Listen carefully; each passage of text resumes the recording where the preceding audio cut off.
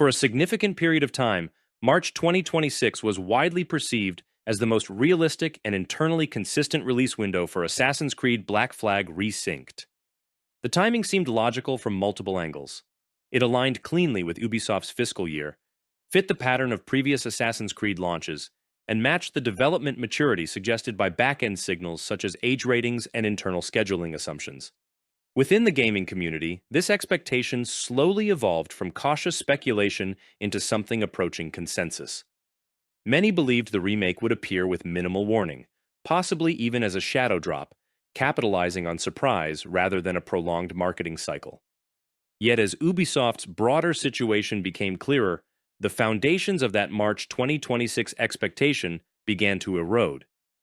The most decisive factor behind this shift is Ubisoft's internal restructuring and strategic reset.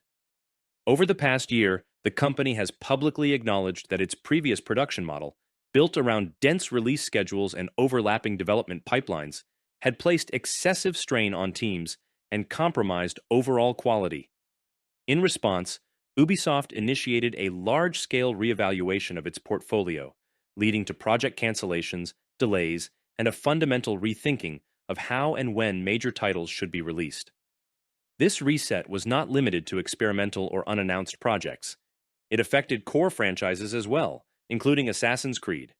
Within that context, Black Flag Resynced appears to have been reassessed not as a simple remake that could safely fill a fiscal gap, but as a flagship experience with unusually high expectations attached to it. Black Flag is not merely another entry in the franchise. It is one of the most beloved games Ubisoft has ever released. That status dramatically raises the stakes. Releasing a remake of such a title under tight deadlines, even if technically feasible, would run counter to the company's renewed emphasis on quality and long-term brand stability. This is where the March 2026 timeline begins to collapse under closer scrutiny. Even assuming the game was approaching completion earlier than expected, Ubisoft's new strategic posture favors delays over risk. The company has learned that a high-profile release that underdelivers, whether due to technical issues, underdeveloped systems, or insufficient polish, can inflict lasting reputational damage. For a remake that relies so heavily on nostalgia, atmosphere, and emotional resonance, that risk is amplified. A delay in this case is not an admission of failure, but a preventative measure. Another critical element is the evolving structure of the Assassin's Creed franchise itself. Ubisoft is no longer treating each Assassin's Creed title as an isolated event. Instead, the series is being shaped into a long-term platform with interconnected releases, updates, and experiences designed to coexist within a shared ecosystem. This requires careful spacing and deliberate timing. Launching Black Flag Resynced in March 2026 may have conflicted with other planned Assassin's Creed initiatives, limiting its impact or forcing it to compete for attention within its own franchise. There is also growing reason to believe that Black Flag Resynced is more ambitious than originally assumed. Early expectations framed it as a visual and technical modernization, but mounting indications suggest deeper structural changes. Reworked naval mechanics, modernized progression systems, expanded world interaction, and alignment with current Assassin's Creed design philosophies all imply a scope that extends well beyond a straightforward remake. Each of these elements introduces complexity, not just in development, but in testing, balancing, and optimization.